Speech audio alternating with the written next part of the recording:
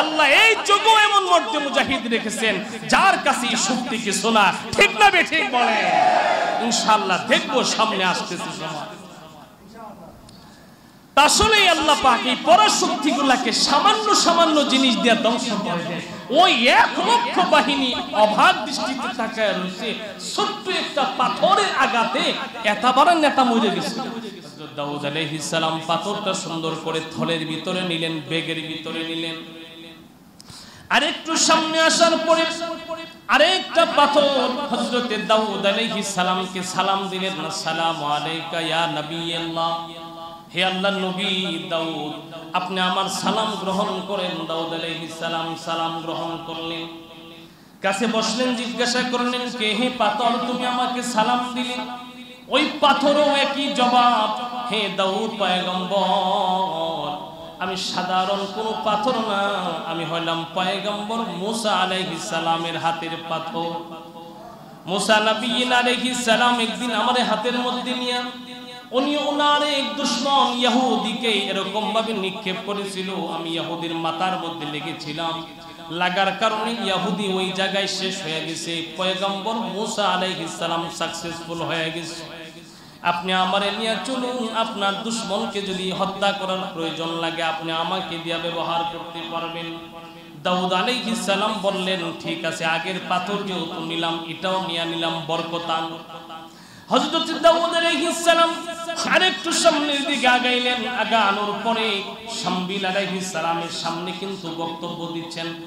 শামবিল আলাইহিস সালাম মনোযোগ সহকারে দাউদ আলাইহিস সালামের মুজিজাগুলো শুনতেছিলেন। ও আল্লাহর পয়গম্বর শামবিল আরেকটু সামনের দিকে আগানোর পরে হঠাৎ করে আমি তাকায় দেখলাম আর একটা পাথর, ওই পাথরটাও আমাকে সালাম দিল, আমি সালামের জবাব দিলাম। জিজ্ঞাসা করলাম, তুমি হে কে, কোথা থেকে আসলা, কি প্রয়োজনে আমাকে সালাম দিলা? পাথরটা ডাক দেয়া বলল, হে দাউদ আপনি আমাকে আপনার সাথে করে নিয়ে যান, আপনি যে মিশনে যাচ্ছেন, যুদ্ধে যাচ্ছেন, জালুতের বিরুদ্ধে যুদ্ধ করার জন্য যাচ্ছেন, আল্লাহ পাক আমাকে জানিয়ে দিয়েছেন জালুত আপনার হাতে হত্যা হবে, এই হত্যা করার যন্ত্র হিসাবে, হাতিয়ার হিসাবে আমি পাথর আপনার জন্য যথেষ্ট। পয়গম্বর দাউদ আলাইহিস সালাম চিন্তা করলেন, তিনটা পাথরের উদ্দেশ্য হলো এক, যদিও তিনটা পাথর তিন রকম। তো আল্লাহর পয়গম্বর দাউদ আলাইহিস সালাম পাথরটা হাতের মধ্যে নিলেন, ব্যাগের মধ্যে রাখলেন, ব্যাগের মধ্যে রাইখা অল্প কিছুক্ষণ যখন আসলেন হযরত দাউদ আলাইহিস সালাম আবার ব্যাগটাকে খুললেন, ব্যাগের ভিতরে তাকায়া আজীব হয়ে গেলেন, আশ্চর্য হয়ে গেলেন। ব্যাগের মধ্যে তিনখান থেকে তিন জায়গা থেকে তিনটা পাথর প্রবেশ করাইছিলেন, এখন তাকায়া দেখেন ব্যাগের ভিতরে তিন পাথর না, তিন পাথর এক হইয়া একটা পাথরে রূপান্তর হয়ে গেছে। আল্লাহু আকবার বলে। আমার ভাইয়ার আল্লাহ পাক পাথরকে গলে তিন টুকরা পাথরকে এক জায়গায় জমা করে একটা পাথরে আল্লাহ পাক রূপান্তরিত করে দিলেন। দাউদ আলাইহিস সালাম হযরত শামবিল আলাইহিস সালামকে বললেন, ওগো আল্লাহর পয়গম্বর এই যে দেখেন সেই পাথর, মুজিজার পাথর। শামবিল আলাইহিস সালাম পাথরটা হাতের মধ্যে নিলেন আর বললেন, হে দাউদ আল্লাহ পাক এই পাথরের সংবাদ আমার কাছেও দিয়েছেন, এই পাথরের মাধ্যমে আল্লাহ পাক তোমার হস্তদ্বয়ের মাধ্যমে আল্লাহ তাআলা জালুতের এই সমস্ত জালিমি শক্তিকে আল্লাহ পাক ধ্বংস করে দিবে। আমার ভাইয়ের হযরত দাউদ আলাইহিস সালামকে নিয়ে এবার তালুত বাহিনী জালুতের বিরুদ্ধে যুদ্ধ করার জন্য রওনা হয়ে গেছে। রণাঙ্গনে যাওয়ার পরে তালুত যখন নাকি জালুতের কাছে চিঠি পাঠাইছেন, পত্র পাঠাইছেন, অমুক মাঠের মধ্যে তোমার সাথে সামনাসামনি যুদ্ধ হবে, লড়াই হবে, রণাঙ্গনে চলে আসো, পুরাপুরি প্রস্তুত নিয়ে আমরা চলে আসছি, তুমি চলে আসো। আমার ভাইয়েরা জালুত দুগুপ্ত বাহিনী দূত পাঠায়া জানতে পারলেন তালুতের সংখ্যা মাত্র কয়েক হাজার। কয়েক হাজার তালুতের সংখ্যা শোনার পরে জালুত ওই জায়গায় থেকে আবার চিঠি পাঠাইলেন আর জানায় দিলেন, তালুত আমি তোমার কল্যাণকামী, তুমি যেই সংখ্যক সৈন্য নিয়ে আসছো আমার লাখো লাখো সৈন্যের কাছে ওরা পরাজিত বরণ করা ছাড়া কোনো উপায় থাকবে না, এদেরকে পান্নাস করে কোনো লাভ নাই, ধ্বংস করে কোনো লাভ নাই, আমার কাছে আত্মসমর্পণ করো, আমার কথা মেনে নাও, এখান থেকে ফিরা চলিয়া যাও। হযরত তালুত তখন ডাক দিয়া বললেন, শোনো, এই চিঠির প্রতি উত্তরে বলল, আমার সৈন্য সংখ্যা যদিও কম কিন্তু আমার কাছে এমন একটা অ্যাটম বোমা আছে, এমন একজন ব্যক্তি আছে, এমন একজন মানুষ আছে যার হাতের মধ্যে একটা অ্যাটম বোমা আছে, যার প্রতিবাদ করার কোনো ক্ষমতা দুনিয়ার কোনো মানুষের নাই। আল্লাহু আকবার বলেন। আল্লাহ পাক দাউদ আলাইহিস সালামকে তো তার দলভুক্ত বানায়া দিয়েছেন। আমার ভাইয়েরা এই পত্র পাঠাইলেন, আবার বললেন, শোনো, আমি আমার কয়েক হাজার সৈন্য বাহিনী যদিও হয়, আমি মন গাবরাবো না, এখান থেকে ফিরে যাওয়ার কোনো সুযোগ আমার নাই, তুমি যদি বাপের বেটা হও তাইলে তোমার সৈন্য বাহিনী নিয়ে আসো, যুদ্ধ করার জন্য আমি প্রস্তুত আছি।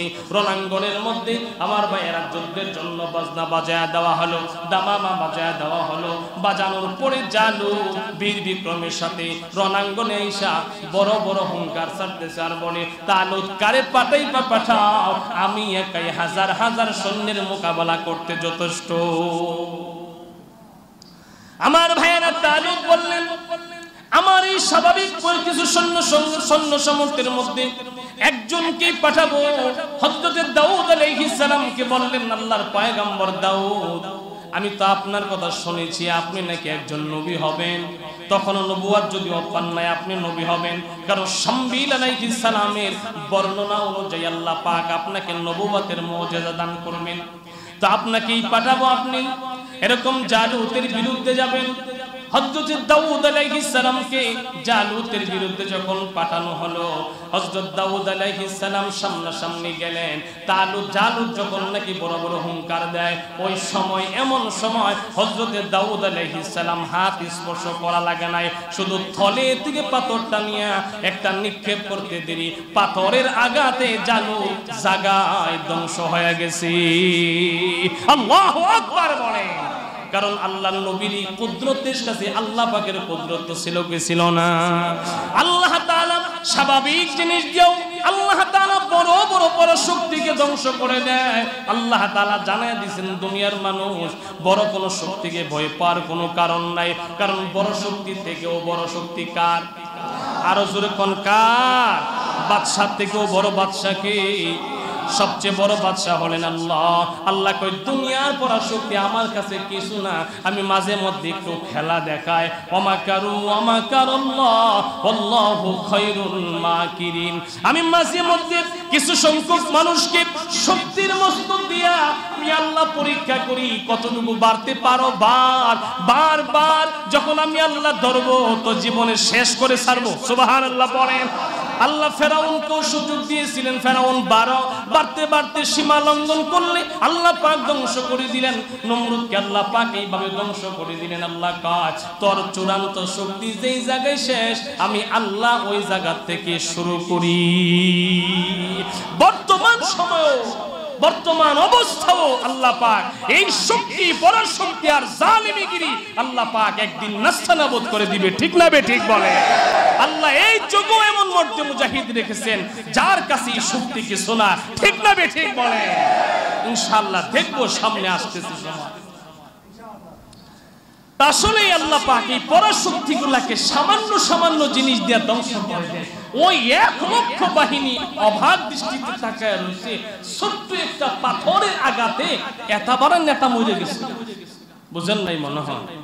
এত বড় বাদশা, এত বড় শক্তিশালী পালোয়ান, এই পালোয়ান সামান্য একটা পাথরের আঘাতে মরে গেল। আজীব লাগে তো ব্যাপার, আজীব লাগে তো ব্যাপার। রাসূল সাল্লাল্লাহু আলাইহি ওয়াসাল্লাম কোন এক যুদ্ধে একজন রে খালি সামান্য তীর নিক্ষেপ করছে, তীর খালি হালকা করে এই গর্দান দিয়া চামড়া ছিঁড়ে গেছে।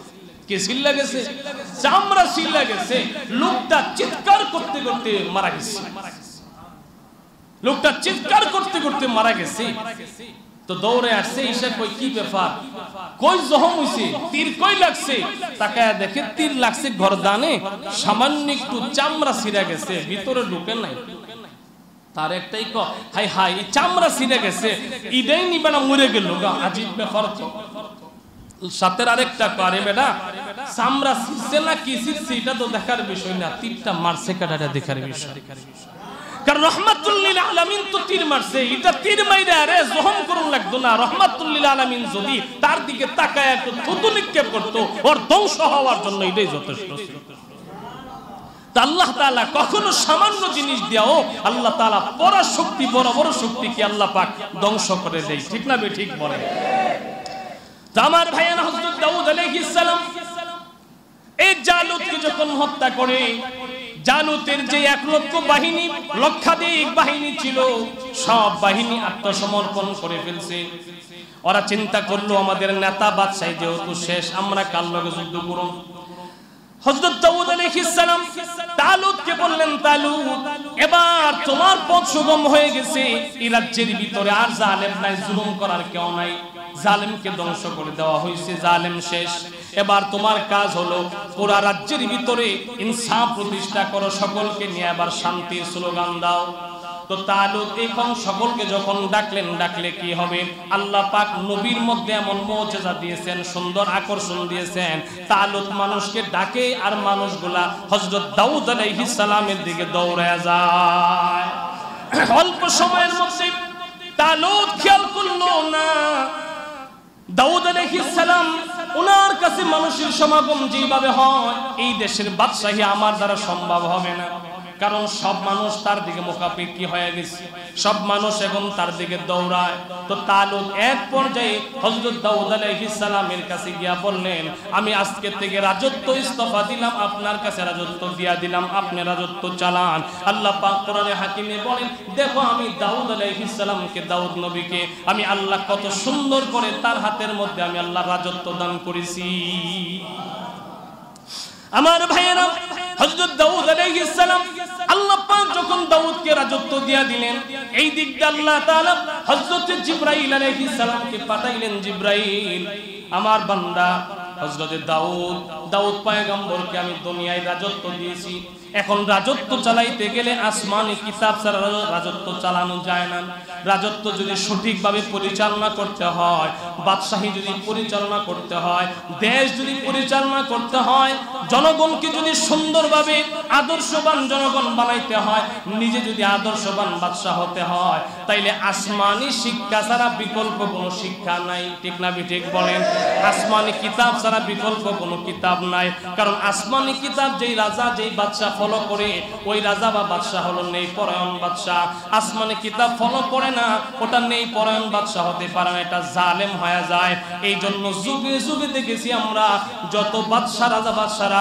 আসমানি কিতাব দ্বারা জীবন পরিচালনা করতে বাদশা রাজত্ব পরিচালনা করেছে ওরা নেই পরায়ণ বাদশা হয়েছে আর যারা আসমানি কিতাব মানে নাই ওরাই জালেম বাদশা হয়েছে ঠিক না বেটি এই জামানায় যদি কোনো বাদশা কোনো রাজা কোন প্রধান যদি নাকি দেশ পরিচালনা করতে হয় তাইলে একমাত্র আসমানি কিতাব দ্বারা দেশ পরিচালনা করলে পরে দেশের মধ্যে শান্তি আসবে আসমানি কিতাব নাই দেশে শান্তি নাই আসমানি কিতাব আছে যেখানে শান্তি আছে সেখানে আসমানি কিতাবের সবক আছে অফিসে শান্তি আছে অফিসে আসমানি কিতাব আছে সংসদে শান্তি আছে সংসদে আসমানি কিতাবের আইন দেশের মধ্যে যদি বাস্তবায়ন করা হয় ওই দেশের মধ্যে শান্তি দান করেন কে আরো জোরে বলেন কে আল্লাহ পাক বললেন দাউদ রাজত্ব যেহেতু পেয়েছো রাজত্ব পাওয়ার পরে রাজত্ব কিভাবে পরিচালনা করবে আসমানি কিতাব লাগবে আসমানি কিতাব আল্লাহ পাক হযরত জিবরাইল আলাইহিস সালামকে দিয়া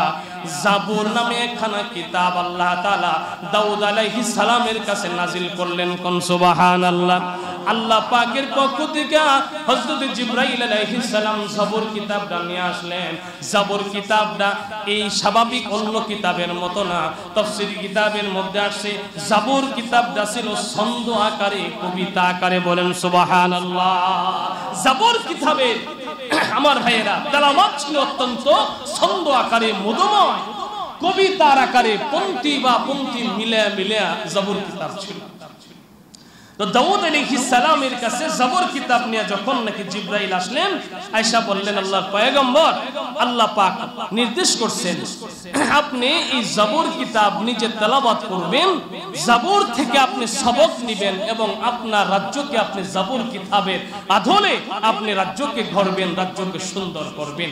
এই অশৃঙ্খল রাজ্যকে পরিপাটি করতে গেলে, এই অশৃঙ্খল মানুষগুলাকে শৃঙ্খলায় আবদ্ধ করতে গেলে জবর কিতাব ছাড়া আর বিকল্প কোনো রাস্তা নাই। জবর কিতাব আসমান থেকে আসছে, এটা আল্লাহ পাকের কিতাব, আল্লাহর কালাম, কালামুল মুলক মুলকিল কালাম। মালিক যিনি, তিনি কালাম পাঠাইছেন, মালিকের কালামের মাধ্যমে দেশ পরিচালনা করেন। অশৃঙ্খল জাতি শৃঙ্খলায় আবদ্ধ হবে, অশান্তির জায়গায় শান্তি প্রতিষ্ঠা হবে।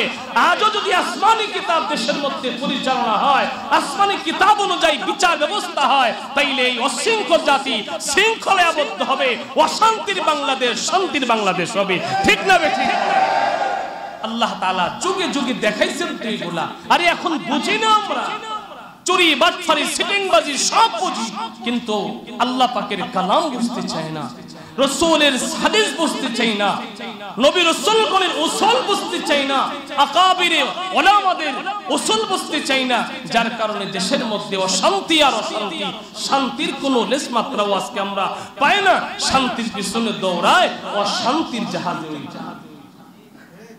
আরে আসবে কোত্থেকে শান্তি? শান্তির মা তো নাই।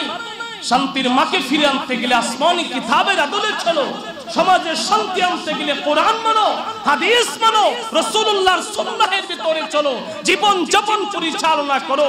রাষ্ট্রপ্রধান থেকে ধরে এই রাজ্যের একজন শ্রমিক পর্যন্ত যদি শান্তি ফিরে চায়, শান্তি পেতে চায়, তাইলে কোরআন মানো, সুন্নাহ মানো, রাষ্ট্রের ভিতরে কোরআনী আইন আর সুন্নাহের আইন বাস্তবায়ন করো। ঠিক না বেঠিক? শান্তি এভাবে আসবে না। সংসারে শান্তি নাই, কেন নাই? বলে কোরআন মানে না। রাষ্ট্রে শান্তি নাই, কেন নাই? কোরআন মানে না। এই যে আজকে বাংলাদেশে কত অশান্তি, আহা কত অশান্তি বাংলাদেশের ভিতরে। এই সব অশান্তি এক মিনিটেই দূর করা যায়। প্রত্যেকের ন্যায্য পাওনা তার কাছে বুঝায়। এই অশান্তি এতদিন লাগে না, এই অশান্তির জন্য কারফিউ জারি করা লাগে না, এই অশান্তি দমন করার জন্য হেলিকপ্টার মহড়া দেওয়া লাগে না, এই অশান্তি দূর করার জন্য মোড়ে মোড়ে রাস্তায় রাস্তায় বাহিনী নামায়া অশৃঙ্খল করার প্রয়োজন হয় না। আর কত রক্ত জড়াবে, আর কত মানুষকে হত্যা করবে, আর কত পথে রাস্তায় মানুষকে গুলি করে শেষ করে দেওয়া হবে। কেন? এই জাতির কোন জবাবদিহিতা কি দেওয়া লাগবে না? একদিন আল্লাহর কাছে তো দেওয়া লাগবে। কিভাবে এগুলা হয়? এগুলা কেন? 1 মিনিট লাগে, 1 মিনিট লাগে। আজকে বলে দাও, হ্যাঁ প্রত্যেকের ন্যায্য পাওনা তাকে দেওয়া হবে, প্রত্যেকের ন্যায্য অধিকার দেওয়া হবে। যাদেরকে গুলি করে হত্যা করা হয়েছে, যারা এই খুনি, এদেরকে বিচার করা হবে, এদেরকে ফাঁসির কাষ্ঠিতে ঝুলানো হবে। যারা নিরীহ মানুষকে, নিরীহ ছাত্রদের বুকে গুলি মারছে, এদেরকে নিয়ে জেলখানায় ঢুকাও, এদেরকে তদন্ত করো, ফাঁসিতে ঝুলাও, দেখবা দেশ শান্তি হয়ে যাবে একদিন। কোরআন মানে না, সুন্নাহ মানে না, শান্তি আসবে প্রত্যেকে। শান্তি আসতে গেলে এগুলা মানতে হবে। ঠিক না? ঠিক বলে। আল্লাহ তাআলা জবুর কিতাব নাজিল করছেন পয়গম্বর দাউদ আলাইহিস সালামের উপরে। আল্লাহ পাক বললেন, জবুরের আদলে দেশ পরিচালনা করো, তাইলে জালুতের জুলুম এতদিন যা চলছে সব বন্ধ হবে। এখন থেকে নেই পরায়ণ বাদশা তুমি, তোমাকে নবুয়ত দিলাম, দেশের মধ্যে শান্তি এখন বিরাজ করবে। ঠিকই তাই দেখা দিল। আল্লাহ পাক এই জবর যখন নাজিল করলেন, পয়গম্বর দাউদ আলাইহিস সালাম পুরা 24 ঘন্টার সময়কে 3 ভাগে বিভক্ত করেছেন। কয় ভাগে বলেন না? কয় ভাগে? 3 ভাগে বিভক্ত করলে 24 ঘন্টা কয় ঘন্টা করে হয়? হ্যাঁ 6 ঘন্টা বলে আল্লাহ মাস। কয় ঘন্টা? 7 ঘন্টা। পয়গম্বর দাউদ আলাইহিস সালাম 8 ঘন্টা সময় দাওয়াতের কাজ করতেন। বলেন সুবহানাল্লাহ। বাকি 8 ঘন্টা সময় নিজের জীবিকা অর্জন করতেন। বাকি 8 ঘন্টা সময় উনি এই জবর কিতাব মুতাআলা করতেন। 3 ভাগে বিভক্ত করেছেন। বলে হুজুর তখন ঘুমাইতো কোন সময়, খাইতো কোন সময়, এরই ফাঁকে ফাঁকে যখন যেটার সময় হয় ফাঁকে ফাঁকে সারতেন। বুঝেন নাই মনে হয়? যখন খানার সময় হয়, যে 8 ঘন্টার ভিতরে খানার সময়, ফাঁকে দা অল্প সময় খানা শেষ করতেন। যে 8 ঘন্টা মুতাআলার সময়, তখন ফাঁকে দা অল্প ঘুমায় নিতেন। এই সিস্টেমে উনি যখন জীবন পরিচালনা শুরু করলেন, শুরু করার পরে এক সময় দেখা গেল অবস্থা এমন হলো যে আল্লাহ তাআলা জবুরের অগাধ ইলম পণ্ডিত্য আল্লাহ পাক দাউদ আলাইহিস সালামকে দান করছেন। এত হিকমা আর ইলম দান করছেন যে আল্লাহ তাআলার মাকসাদ যেমন ছিল জবুরের মাধ্যমে দাউদকে শেখানো, তেমন মাকসাদ হাসিল হয়ে গেছে। দাউদ এখন জবুরের পাগল হয়ে গেছে। দাওয়াত দিচ্ছে মানুষকে, 8 ঘন্টা সময় দাওয়াতের মাধ্যমে আস্তে আস্তে মানুষগুলা ফিরে আসা শুরু হলো। নতুন জীবন মানুষ পেয়ে গেল। অশান্তির সমাজের মধ্যে নতুন সূর্যের উদয় হয়ে গেল। দাউদ আলাইহিস সালাম তৃতীয় 8 ঘন্টায় যখন কর্মজীবন করতেন, কর্মজীবনের বিবরণটা তাফসীরি কিতাবে সংক্ষিপ্ত অল্প সময় আসছে। এটা হলো দাউদ আলাইহিস সালামের কর্ম ছিল লোহা দিয়া যন্ত্রপাতি বানাইতো, লোহা দিয়া বল্লম বানাইতো, চাকু বানাইতো, ছুরি বানাইতো। এই সমস্ত অস্ত্র যন্ত্রপাতি লোহা দিয়া যা যা হয় এগুলা দাউদ আলাইহিস সালাম বানাইতো। তো সবচেয়ে মজার কথা হলো লোহা দিয়া অস্ত্রপাতি যন্ত্রপাতি বানাইতো বটে, কিন্তু আগুন লাগতো না। আরো জোরে কর। আমাদের বাংলাদেশে লোহা দিয়া যন্ত্রপাতি বানা আসেনি, এদেরকে কি বলে? কামার বলে। কামারের ঘরে আগুন জ্বলেনি, আগুন ছাড়া লোহা গলেনি, আগুন ছাড়া জ্বলে না। দাউদ আলাইহিস সালামকে আল্লাহ পাক বড় মুজিজা দিয়েছিলেন। এইভাবে লোহাটাকে হাতের মধ্যে নিতেন, হাতের মধ্যে নিয়ে এইভাবে হাত দিয়া ধরতেন। আল্লাহ পাক হাতের মধ্যে এমন একটা মুজিজা দিয়েছিলেন, এই লোহাকে যেইভাবে টিপতেন, যেইভাবে বানাইতে মন চাইতেন, বাঁকা করতে মন চাইতেন, দা এরকম হাতে মুসুর দিতেন আর লোহা এমনি নিজে নিজে গইলা যেত। যেইভাবে যে অস্ত্র বানানো হাতে টিপ অস্ত্র বানাইতেন, সুবহানাল্লাহ কোন। লোহাকে আল্লাহ পাক দাউদ আলাইহিস সালামের হাতের আল্লাহ পাক অধীনস্থ বানায়া দিয়েছেন। হাত যেইভাবে বলতো, হাত যেইভাবে করতো, লোহা সেইভাবে হইতো। অর্থাৎ আগুন লাগে না, আগুন দিয়া জ্বালায় নরম করা লাগে না, হাতুড়ি দিয়া পিটানো লাগে না। আল্লাহ পাক দাউদ আলাইহিস সালাম হাত দিয়ে আল্লাহ পাক এই লোহা, শক্ত লোহাকে আল্লাহ পাক মোমের মতো গলায় গলায় অস্ত্র বানায় নিতেন। উনি সারাদিন 8 ঘন্টা সময়ের মধ্যে একটা বল্লম বানাইতেন। এই বল্লমটা তদানীন্তন সময় বাজারে নিয়ে 600 দিরহাম বিক্রি করতেন। কত দিরহাম? 600 দিরহাম বিক্রি করতেন। আল্লাহ পাক দাউদ আলাইহিস সালাম এইভাবে জীবিকা অর্জন করে 600 দিরহাম বিক্রি করে, যেটুকু প্রয়োজন নিজের সংসারে মিটায়, আর বাকিটুকু দিয়া এরকম দাওয়াতের কাজ করে রাজ্য পরিচালনা করে। দাউদ আলাইহিস সালাম দাওয়াতের কাজে ব্যস্ত, এই দিকটা নিজের কর্মেও ব্যস্ত, এই দিকটা আমার ভাইয়েরা জবর কিতাব তেলাওয়াত করায় ব্যস্ত। আল্লাহ পাক বললেন, যা দাউদ, আমি আল্লাহ আপনাকে রাজ্য পরিচালনা করার জন্য একটা ব্যবস্থাপনা দেই, সুযোগ করে দেই। সেই সুযোগটা হলো আল্লাহ পাক বলেন, আমি একটা লোহার শিকল পাঠায়া দিলাম, লোহার একটা জিঞ্জির পাঠিয়ে দিলাম, শিকল। এটাও আল্লাহ তাআলা একটা মুজিজা। শিকল আল্লাহ তাআলা ফেরেশতার মাধ্যমে আসমান থেকে একটা ঝুলন্ত শিকল দাউদ আলাইহিস সালামের মসজিদের সামনে পাঠিয়ে দিলেন। দাউদ আলাইহিস সালামের মসজিদ ছিল বাইতুল আকসা। কি বাইতুল আকসা? মসজিদুল আকসা, যেটা এটা বাইতুল আকসা। এই বাইতুল মুকাদ্দাস বা বাইতুল আকসা, মসজিদুল আকসা, এটা দাউদ আলাইহিস সালামের এলাকা বা মসজিদ ছিল। ওই বাইতুল মুকাদ্দাসের সামনে জ্বলন্ত একটা জিঞ্জির বা লোহার একটা শিকল ঝুলায়া দেওয়া হয়েছে। আল্লাহ পাক জানায় দিলেন, দাউদ, এই শিকলের কাজ হলো আপনার কোন উম্মত যদি বড় কোন রোগ বিধির মধ্যে পড়ে যায়, এই রোগ বিধির জন্য এই লোহার শিকলের মধ্যে হাত দিয়া আমি আল্লাহর কাছে পানাহ চাইলে আমি আল্লাহ জটিল কঠিন রোগকে আমি আল্লাহ ভালো করে দিব। আমার ভাইয়েরা, 2 নাম্বার হলো এ দাউদ, আপনার উম্মত যদি কখনো গুনাহ করে ফেলে, আপনার উম্মত যদি কখনো অন্যায় করে ফেলে, তাহলে ওসিলা স্বরূপ এই শিকলের মধ্যে ধরবে, দইরা আমি আল্লাহর কাছে মাগফিরাত চাইবে, আমি আল্লাহ মাফ করে দিব। 3 নাম্বার দাউদ, শুনো, তোমার এই উম্মত যদি কখনো কোনো অপরাধ করে, অপরাধগুলা যদি এমন হয় যে বাদী বিবাদী হয়, কোনো বাদী আইসা বাদী এরকম বিবাদী একজনের জন্য মামলা করছে, বড় কোনো জটিল সমস্যা হয়, যেগুলো একজনের বিচার চায়।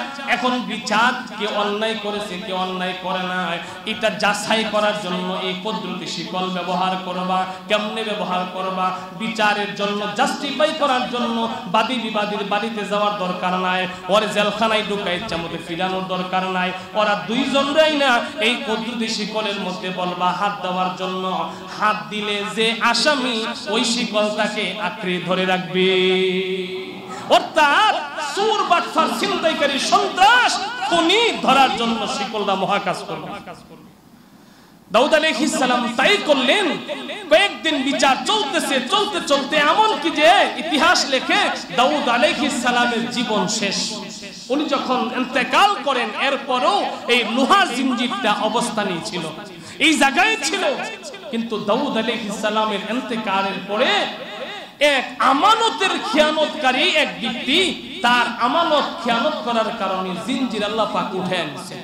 কেমনে? এটাও সংক্ষিপ্ত তাফসীরি কিতাবের মধ্যে লেখছে অতি সংক্ষিপ্তে, যে এক লোক আরেক ধনী লোকের কাছে কিছু আপনার মণিমুক্তা দামি কিছু সম্পদ আমানত রেখে গেছিলেন।